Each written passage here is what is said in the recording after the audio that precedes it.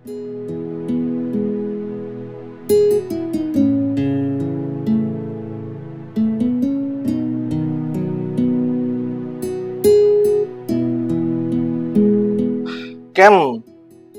આ કઈ મૂડ બરાબર હોય એવું લાગતું નથી. શું થયું છે? શું હોય, પધાર્યા છે આપણા લાડકા વેવણ.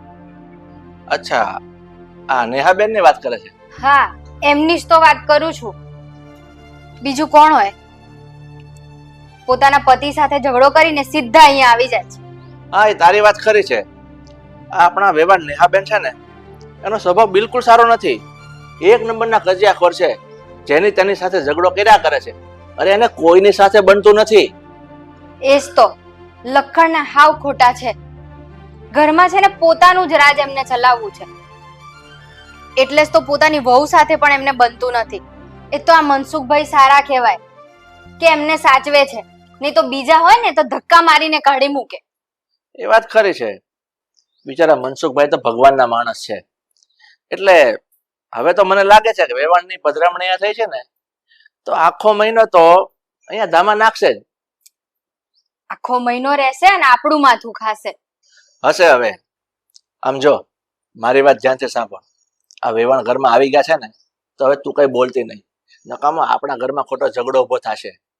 હા, એ તો હવે વેવણને તો કઈ નહીં કહું, પણ હા, વહુને હું જરૂર કહીશ કે તમારા મમ્મીને સમજાવો કે વારે ઘડીએ ઝઘડા કરીને અહીંયા ના આવે. કોઈ વાંધો નહીં, પણ હું શું કહું છું, તું રીના વહુને કહે ને થોડું શાંતિથી કહેજે. ઉગ્રતા નહીં કરતી ને તો આપણા ઘરમાં ઝઘડા ચાલુ થઈ જશે. હા હા, એ વાતનું તો હું પૂરેપૂરું ધ્યાન રાખીશ, કારણ કે મારી સાથે વહુની જેમ નહીં, મારી દીકરીની જેમ રહે છે, એટલે એની સાથે થોડી ઝઘડો કરીશ. બસ હું એને ખાલી સમજાવીશ.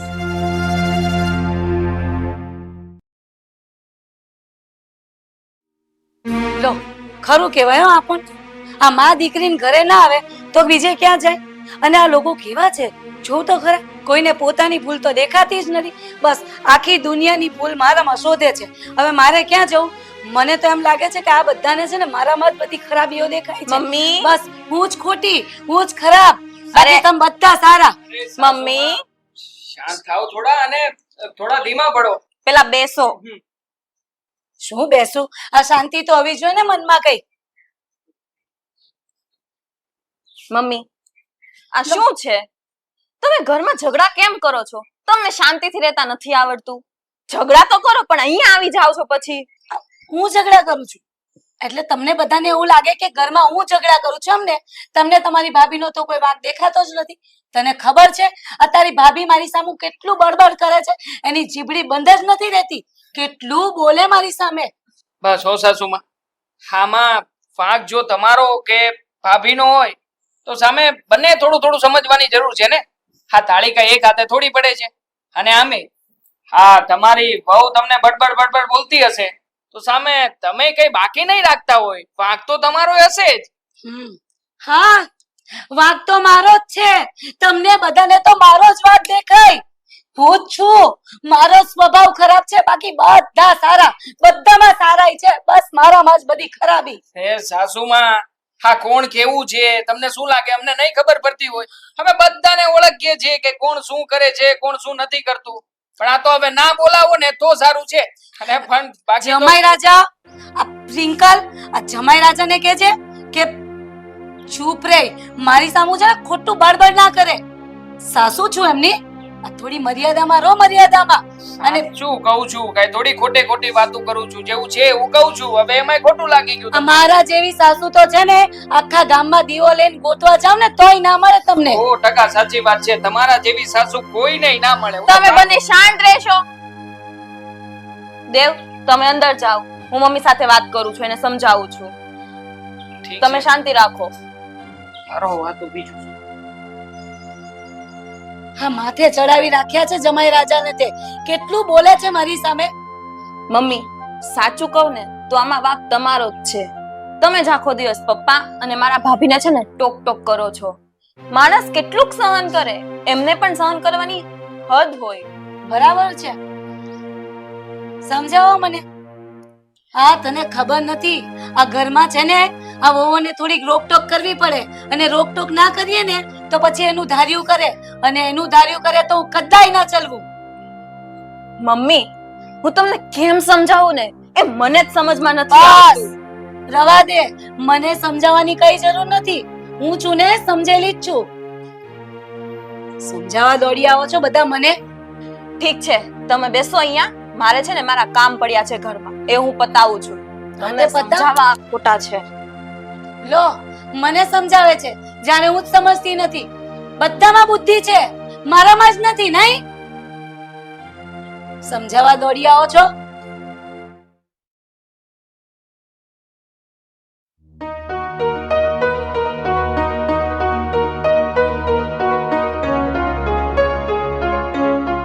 હાલો ચા.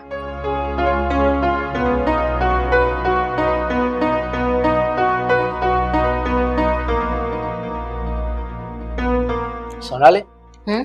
હું શું કહું, આપણા વેવાણ દેખાતા નથી. શું એમના ઘરે જતા રહ્યા છે કે શું? એમ કઈ જાય એવા છે? આપણને કંટાળો લાવશે ને પછી જે જશે. અરે એવું ના બોલાય, સાંભળી જશે ને તો.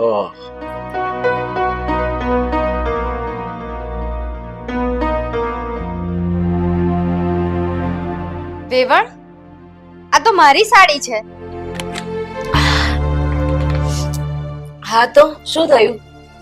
શું થયું? તમે મારી સાડી કેમ પહેરી છે?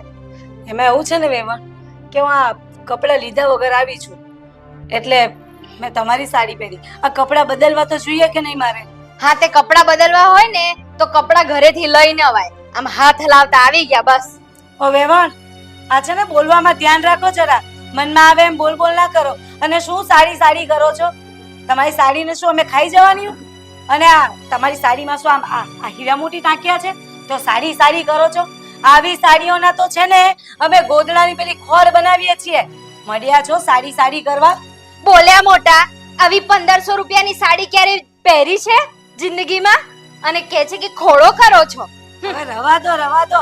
આ 1500 ની સાડી કોણ કે? આ 1500 ની સાડી મને સમજાવવાની વાત ના કરશો.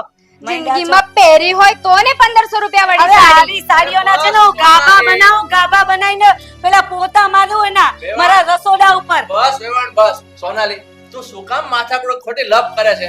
તમને કઈ સમજ ના પડે, તમે વચ્ચે ના બોલશો. આ અમારી વાત છે.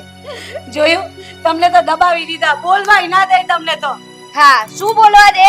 આમ દીકરીના ઘરે આવીને પડી રહ્યો છો, સારા લાગો છો. દીકરીનું ઘર છે મારી, આવું રે. તમને શું પ્રોબ્લેમ? તમને બહુ બધું પેટમાં દુખે છે નહીં? અમારી દીકરીના ઘરે આવું રવે તો તમારું શું કઈ ખૂટી જાય છે? તમારું બધું ખૂટવાડીને જાઉં છું. હવે આવી સાડીના તો છે ને અમે કટકા બનાવીને પોતા મારીએ છીએ રસોડા ઉપર. હા, ક્યારે આવી સાડી જોઈ છે તમે? તે તમે પોતા મારો છો. સોનાલી, તું ચૂપ થઈ જા. વેવાણ, તમે તો સમજો, તમે શું કામ માથાકૂટ કરો છો? આ તમે છે ને મને સમજાવવાનું બંધ કરો. આ તમારી બાયડી અમે કઈ વળતું નથી એટલે બીજાને સમજાવવા જાવ છો. લો ચાલ્યા મને સમજાવવા. જોયું કેટલા મોહ ફાટ છે, એટલે જ તો વારે કાઢી મૂક્યા છે ઘરમાંથી. ઓ વેવાણ, કોઈ નથી કાઢ્યા હો. હા, અમે તો રહીએ છીએ. એ તો મને મારા ઘરે એમને એમના મમ્મીના ઘરે રહેવું છે ને એટલા માટે સેવા કરવા રહ્યા છે.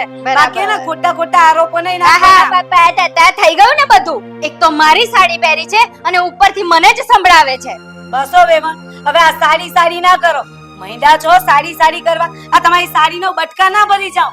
અને મહેમાન છું તમારે ત્યાં. આ મહેમાન સાથે કેમ વર્તન કરાય ખબર છે કે નહીં? આ સાડી પર મની પડ્યા છો તે. અને આ સાડી નહીં, કાલે છે ને બીજી નવી સાડી કાઢીશ અને નવી સાડી પહેરીશ. તમારે થાય ને એ કરી લેજો. જાઓ. બસ હો વેવણ, હવે બહુ થયું. મારા જ ઘરમાં આવીને મને ધમકાવો છો, મને ગમે તેમ બોલો છો. મારી જ સાડી પહેરી અને પાછા મને જ બોલો છો. તમે કઈ કેમ બોલતા નથી? અરે હું શું બોલું? તું મને કઈ બોલવા દે છે? બોલું તો વચ્ચે અટકાવી દે છે. તમને કઈ ખબર ન પડે. આ જોઈ હવે તને કેટલી ખબર પડે છે. મારી વાત સાંભળ, અત્યારે ઝઘડો કરવાનો કોઈ મતલબ નથી. તું ચાલ મારી સાથે બહાર ચાલ. વેવાણને ઉભો રહેવા દે અહીંયા. ચાલ. જાઓ, મને નહીં પહોંચી વળો તમે. જાઓ. કાલ નવી સાડી પહેરીશ બીજી. જોઈ લેજો. હે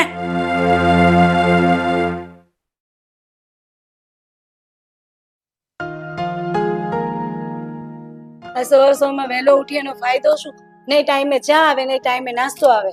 બોલો, આ રાહ જોઈને બેસી રહેવાનું. આ ખાઈને પેટ ભરું. તમારી ચા. આ શું તું એકલી ચા લઈને આવી? અરે સાથે કઈ ગરમ ગરમ ભાખરી હોય, કઈ પેલા થેપલા હોય, ક્યાં તો ખારી માખણિયા કે લસણિયા ચેવડો કઈ હતું કે નહીં? અરે સવારમાં કઈક તો નાસ્તો વ્યવસ્થિત આપે. મારે સવારમાં ચા નાસ્તો જોઈએ. આ બધા ખાવા પીવાના નખરા વેવણ ઘરે જઈને કરજો. અહીંયા જે મળે ને એ ચૂપચાપ ખાઈ પી લો, સમજ્યા? આ વેવણ કેવી વાત કરો છો તમે? આ મહેમાન આવી છું તમારા ઘરે, તમારે તો મને કેટલી સાચવવી જોઈએ.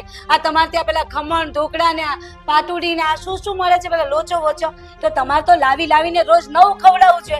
એની જગ્યા પર તમે આવું કહો છો મને?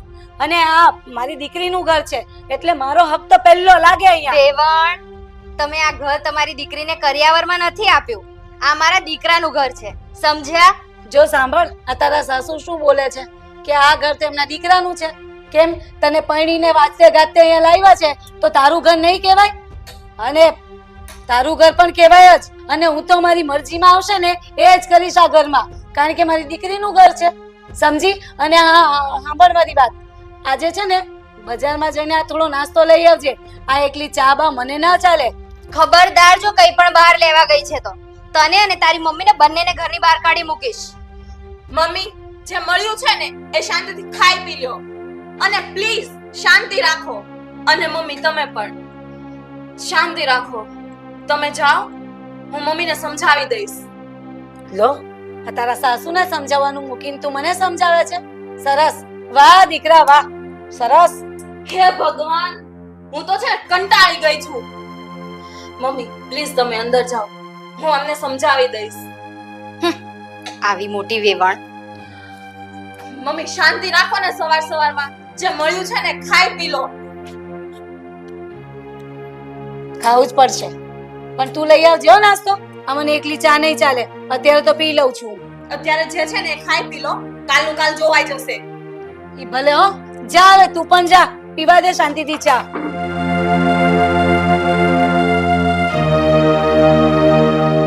જોયું, બધા જ ઘરમાં સરખા છે, કોઈ સમજવા રાજી નથી.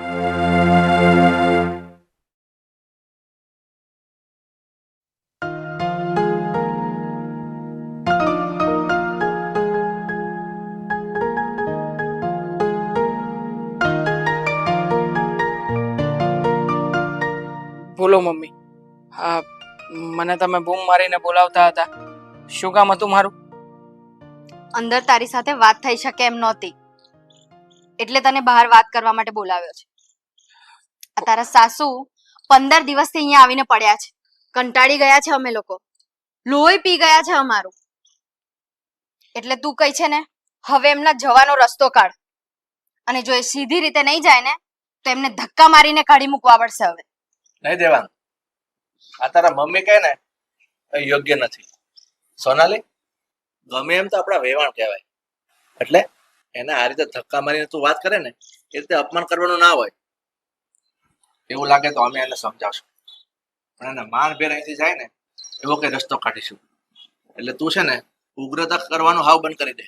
પણ સુધીર, એ છે ને જળ બુદ્ધિના છે, એમ કઈ માને એવા નથી. દેવાંગ, તું એમને જલ્દીથી જલ્દી અહીંયાથી રવાના કર. હવે મારી સહનશક્તિ ખૂટી રહી છે. જો મમ્મી, આવું ના બોલો. અને આમ પણ પપ્પાની વાત એકદમ સાચી છે. ગમે એમ તોય એ મારા સાસુમાં છે, મારી પત્નીના મમ્મી કહેવાય. જો એને આપણે કોઈ પણ હિસાબે ધક્કા મારીને ઘરની બહાર કાઢીશું ને તો આપણા જ ઘરમાં ઝઘડો ઊભો થશે. જો મેં વિચાર કર્યો છે, હું શાંતિથી મારા સાસુમાને સમજાવું છું ને, સમજાવટથી જ્યાં સુધી આપણું પ્રોબ્લેમનું સોલ્યુશન આવતું હોય ને મમ્મી, ત્યાં સુધી ખોટે ખોટું ઉગ્ર થવાની જરૂર નથી. હા, હું ટ્રાય કરું છું. તું બધું કે છે એ સાચું, પણ એ લપડી 15 દિવસથી અહીંયા આવીને પડી છે, અને પાછી એના બાપનું ઘર હોય એમ મારી ઉપર હુકમ ચલાવે છે. પણ સોનાલી, તું એક વાત સમજ, તું એને લપણી કહે છે, એને અજડ બુદ્ધિ ને કહે છે, પણ આવા જડ બુદ્ધિ ના હોય ને જડ જેવું ન થવાય. એને સમજાવટથી વાત કરવી પડે. બરાબર છે. એટલે તું છે ને આ બધું ટેન્શન મૂકી દે, આ દેવાંગ પર બધું છોડી દે. એ બધું એની સાસુને સમજાવી અને થાળે પાડી દેશે. હા, હું અત્યારે જ જઈને પ્રયત્ન કરું છું. હા, તમે લોકો ચિંતા ના કરો, કંઈક સારો જ ઉકેલ આવશે. હા,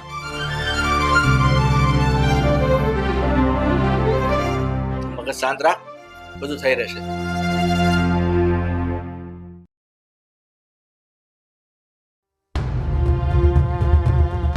તો ઘણી ટ્રાય કરી સાસુ માને ઘરની બહાર કાઢી, પણ નહીં, એમે કાંઈ સીધી રીતે આ ઘર છોડે એમાંના નથી.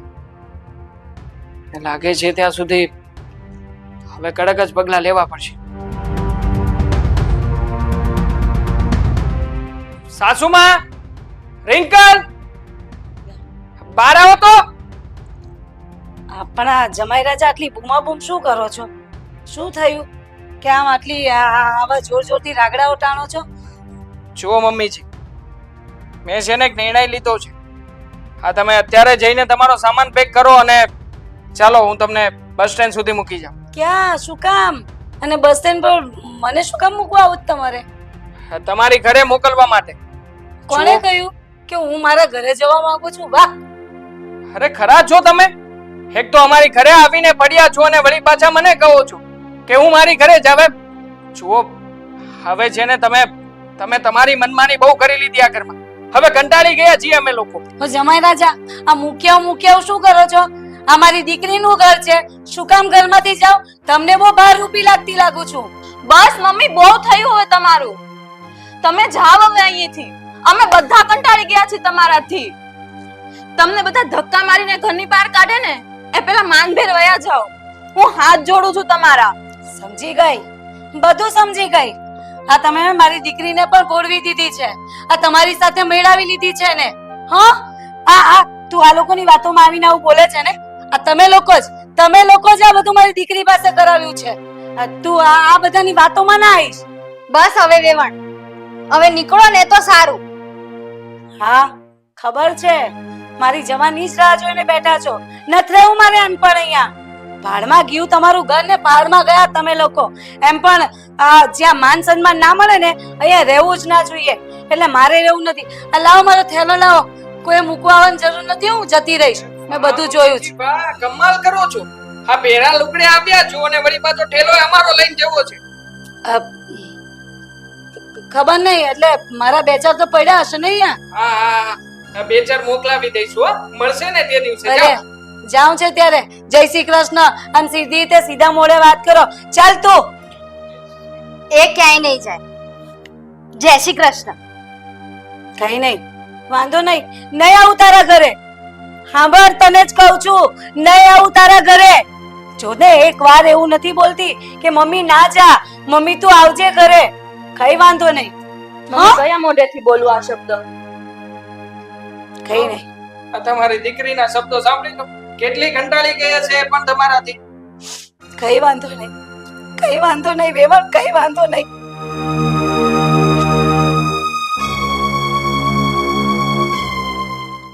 જો દીકરા, મને માફ કરજે.